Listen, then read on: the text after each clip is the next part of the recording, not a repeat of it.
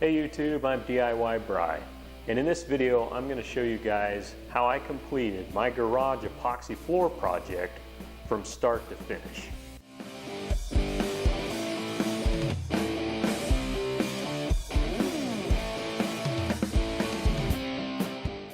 Alright guys, so I've basically broken this down into 5 steps.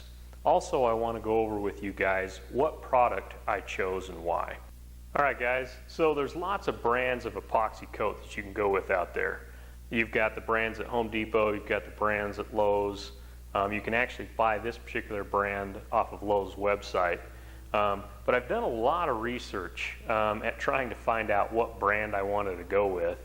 And I stumbled onto this Epoxy-coat online.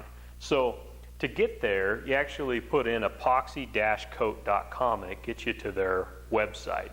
I read a lot of reviews from different sites and spent, hours trying to find the right product before I put it down on my garage floor, and stumbled across this epoxy coat. Now, I think they're all relatively close in quality. However, I did find some bad reviews on a lot of the products out there, and I couldn't find anything but good on this particular product, so I ended up going with them. They have a really good support system. If you call them, they've got technical support. They're there to help you, and they specialize in doing garage floor coatings. The other thing that I liked about this epoxy coat brand is it actually comes with everything that you need pretty much. Alright, so as far as the stuff that comes inside the kit, you actually get these spiked shoe adapters. You hook these onto the bottom of your shoes, and these are really useful because it allows you to walk on the epoxy flooring as you're painting it, and it doesn't scar it up or mark it. You can't even tell that you're walking on it, so that you can paint your entire project with these spiked shoes on. Those were really helpful.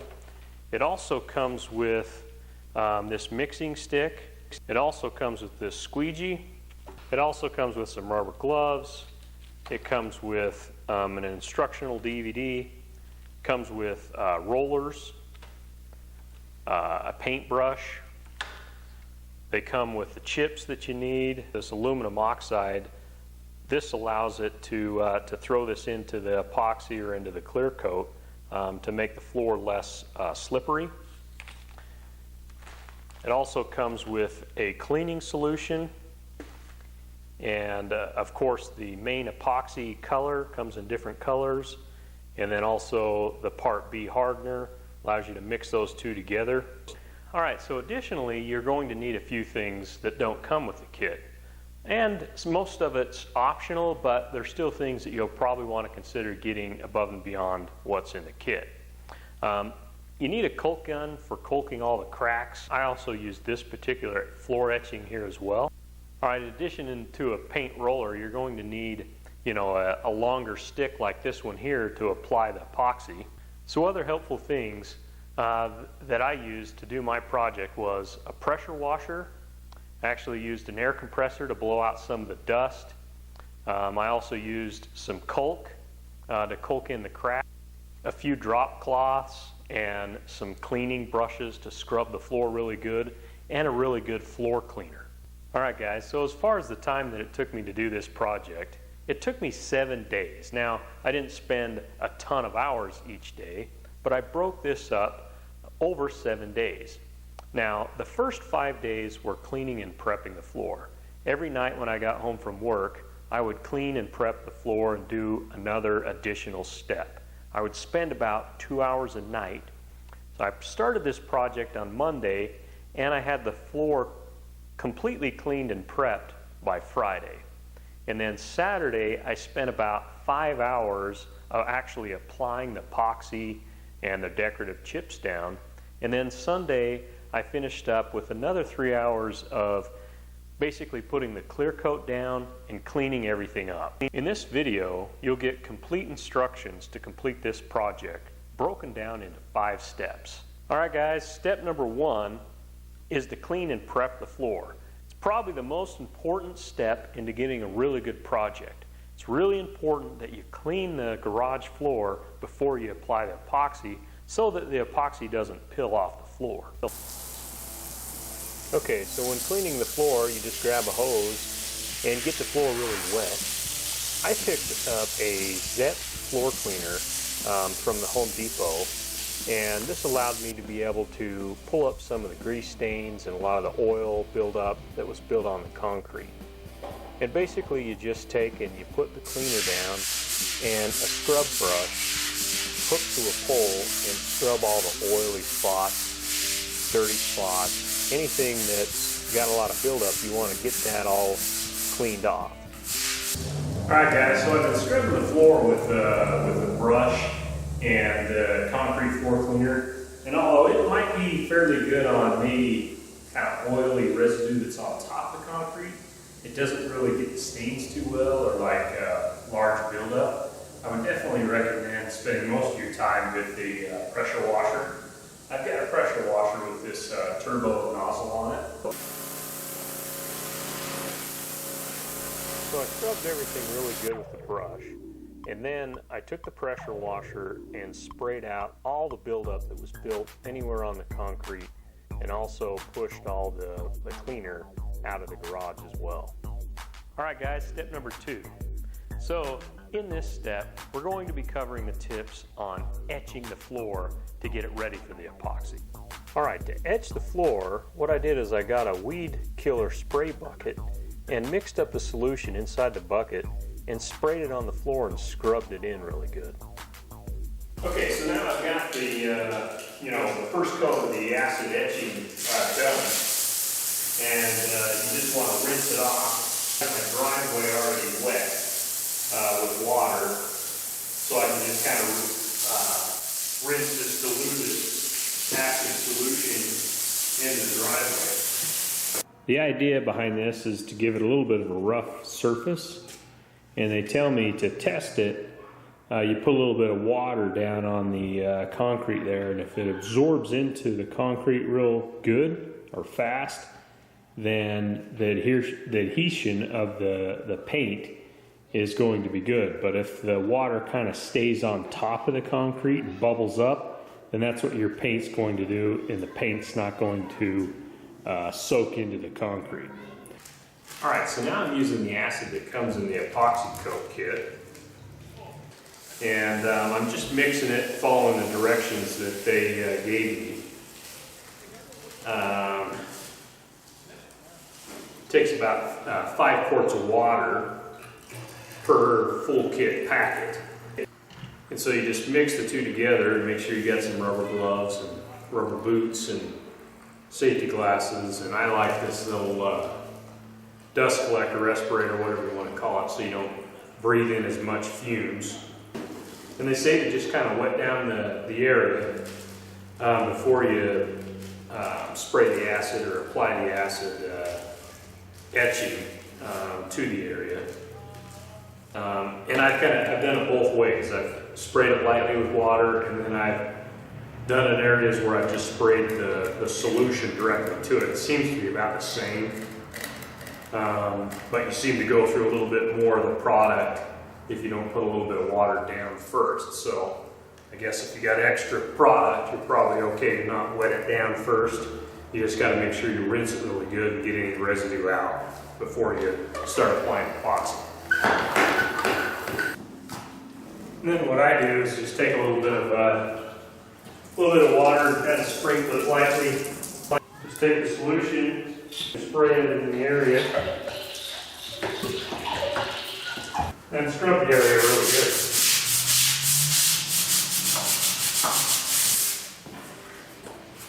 So I just work an area about like that, and then I just spray another area and just repeat until you get all the way through the floor. Triple rinse it. Get any loose dust particles and any of the solution out. Alright guys, so I've pressure washed this floor twice. I've cleaned it once with a degreaser, and I've also etched it twice with some type of acid. So I feel like, short of renting a diamond grinder, I've done everything I can to clean and prep this floor as best I could. each night, you know, total of 4 nights now cleaning and prepping the floor. And then every night, one thing I've done is I've turned this fan on just to kind of dry things out. I've also left, you know, that window open there to, you know, bring in some fresh air and let that fan circulate it out and dry out the air a little bit. Because one thing you want is you want the floor pretty dry or completely dry when you go to epoxy it. So, you know, I've washed it every night this week, and then Friday, tomorrow, I'm not going to wash it at all. So all day tomorrow and then into Saturday, it's going to have time to dry. So it'll have well over 24 hours since I've last got it wet before I put the epoxy down. All right guys, so now we're on to step number 3.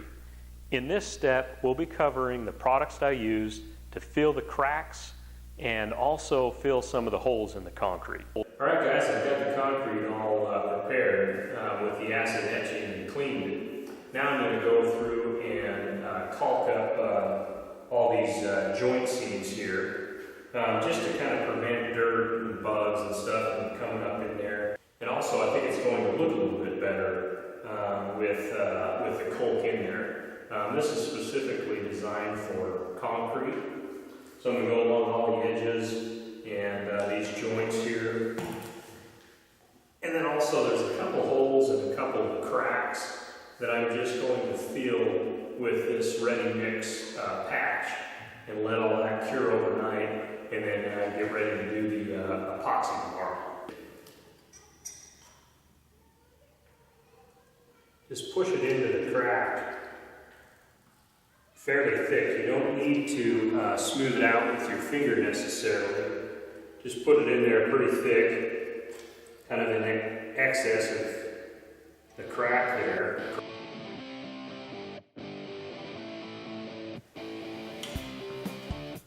Alright guys, so I've gone through and used a self-leveling caulk in the main cracks. And then along there I used a little bit more of a thicker caulk that doesn't self-level. Seemed to work a little bit better on the stairs there and around all the you know, bottom of the walls there. And I do think that it looks a little bit better than just having a basic crack there. Plus I think it's going to keep the ants down a little bit possibly, and just give an overall little bit better finished look. All right guys, step number 4. So in this step, we're going to be covering the process of actually applying the epoxy down and spreading it out.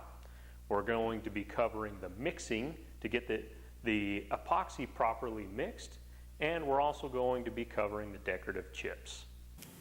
Okay, Keaton's my helper today. He's got the air blower.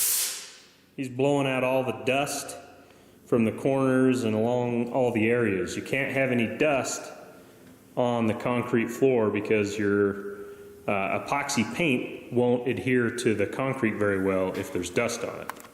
So grab you a helper, maybe a leaf blower and or compressed air like Keaton's got there, and go ahead and blow the dust off there, Keaton. Good. Keep doing it, dude. Get all that dust out of here.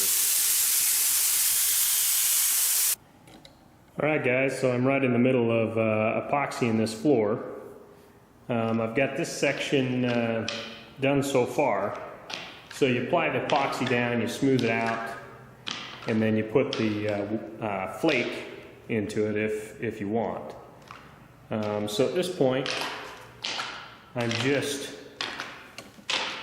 rolling out the epoxy over here, and then on the stairs there, I pretty much did most of that with a brush.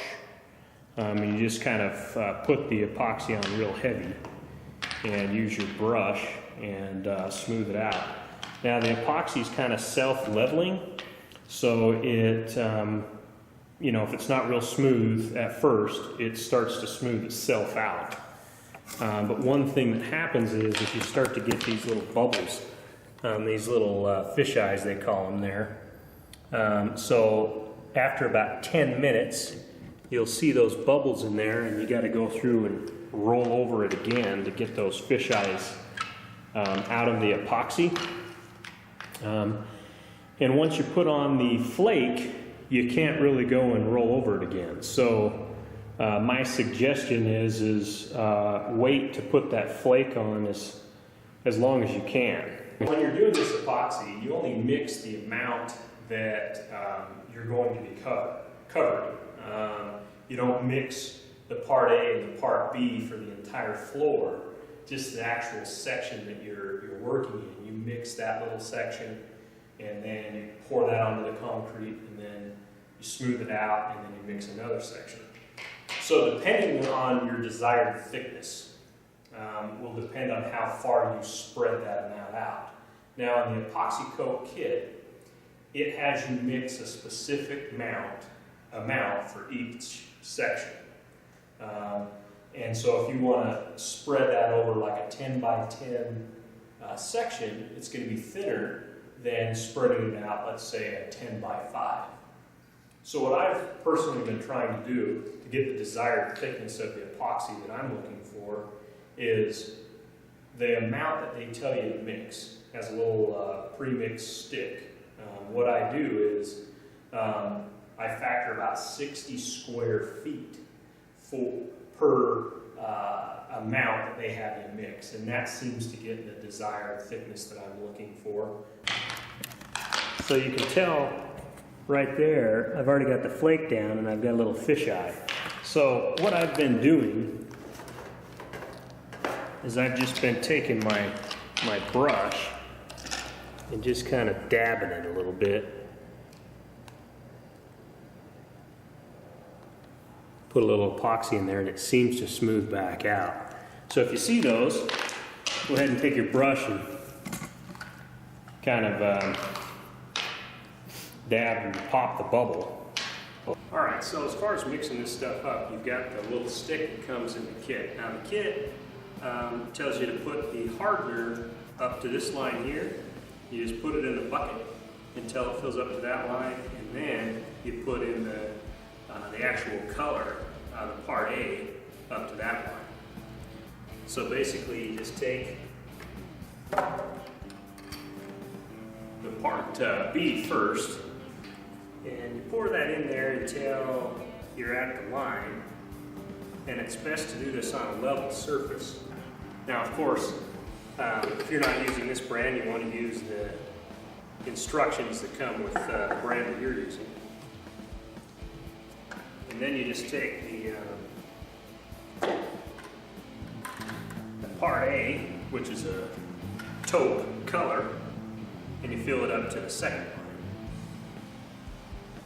line. And this amount of mix, for me, I'm covering it about 60 square feet to get the desired thickness that I'm. So it comes with a drill attachment in the kit, and you want to mix this up really good. It says to mix it for about 3 minutes. Alright, so now what you do is you take the mix and you just pour it onto the concrete. Now, since I've got to go fairly high up the wall over here, I pour a fair amount by the wall so that I can work it up the wall there. So I'll put, fairly good amount there, and then you just kind of pour it along the concrete. So what you do is you just take this squeegee, and I first kind of squeeze it. I just kind of pull the squeegee and pull some of the product up along the side of the wall here first. And you just take your squeegee and just kind of, just like you're rolling it. Alright, so you basically just take the squeegee and push the product out over the desired working area that you want to go with. In my case, for the desired thickness that I was trying to get the product to spread across was basically about 60 square feet, covering it evenly over that particular area. I went over it a couple times in each direction just to try to get the epoxy coat covered fairly smoothly. Now once you've got the product just kind of smoothed out a little bit, I take and just kind of run it up along the wall, and I put kind of some extra product right by the wall so I can use my brush to get it up there. All right, now, so what I'm doing is just taking all the epoxy and brushing it along the walls where the roller is not going to reach. I just take the squeegee, just kind of squeegee the product out again one more time to kind of smooth it out, maybe extend how far that it goes.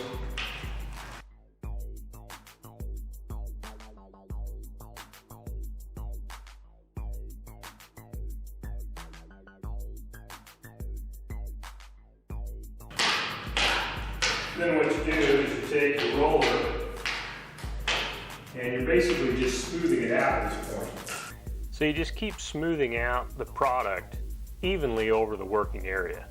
Now I go one direction with the roller and then I go the opposite direction just to get a real good smooth even coverage of the epoxy coat. And I'll go over it a couple times. In this crack area, I just recommend using the brush to brush the epoxy into the crack and smoothing it out. And then the other area I recommend, once you get it all rolled and smoothed out, is just take your brush along this area and remove some of that excess thickness that's there and just kind of smooth that out. So at this point, you basically just wait about 10 minutes and then you smooth over it again. And you just kind of keep an eye out for those fish eyes and smooth those out as needed as well with the roller or brush or whatever. But you give that about 10 minutes, and then you know, while you're mixing your next section up, you can mix that up and then roll over it, one more time. My roller's getting pretty dang hard, so I'm actually going to change it to a new one, which will absorb some of the epoxy up, and I'll lose some more epoxy, but it's getting pretty hard. It's not smoothing it out very well. All right, so now I'm at the point where this is smoothed out enough. I've gone through and removed all the air bubbles in this section here. As I work along, and you get through another section, you want to go ahead and add the decorative chips, which help with making the floor a little bit less slippery, a little bit of slip resistance in these chips. So to get them evenly, what you need to do is you actually chuck them up fairly high, above 5 feet, 6 feet, and just kind of let them dissipate. Rather than chuck them down at the floor, you want to throw them up in the air. You need to bounce them up off the ceiling, and it dissipates them, really evenly. So you just kind of throw them up real high, and then you get a good even texture instead of kind of throwing them in spots. That kind of makes it a little bit blotchy.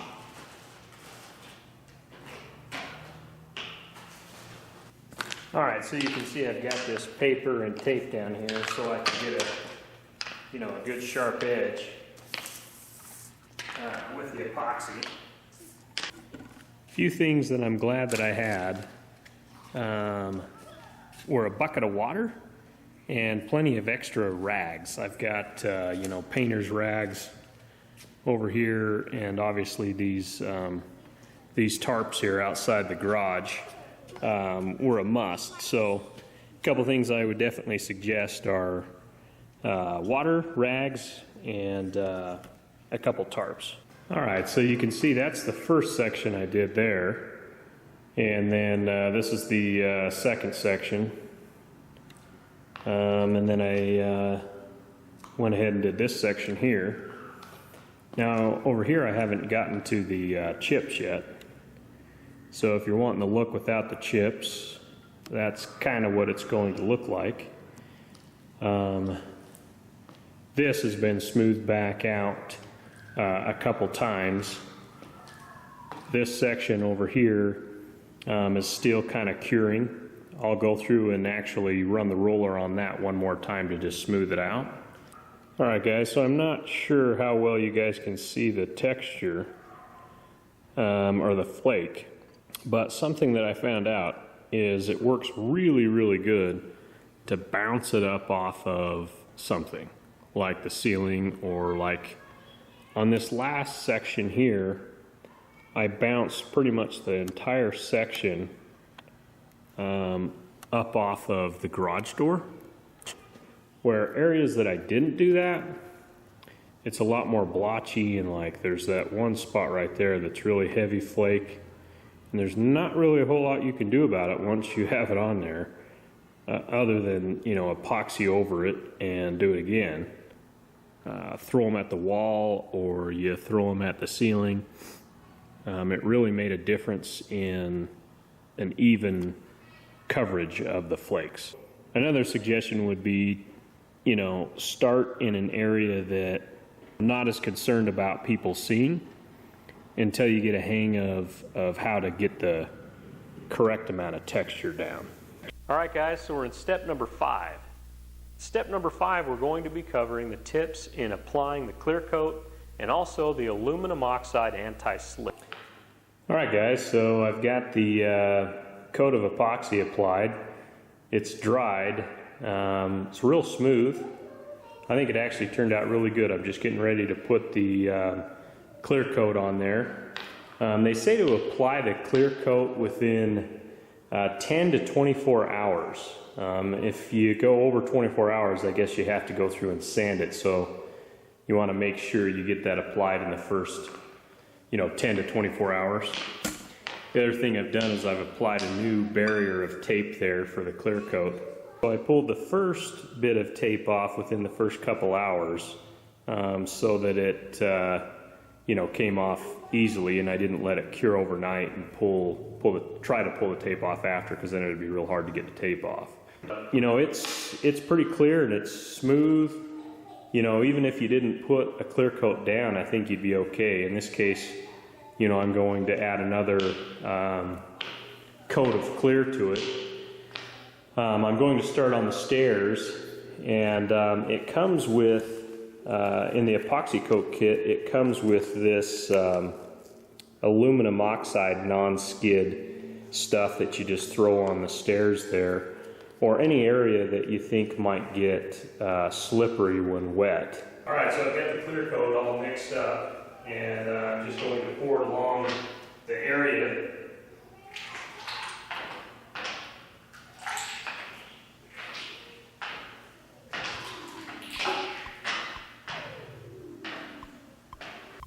Alright guys, so as far as the clear coat, I spread the product a little bit further because I've already got a pretty thick coat of the base down.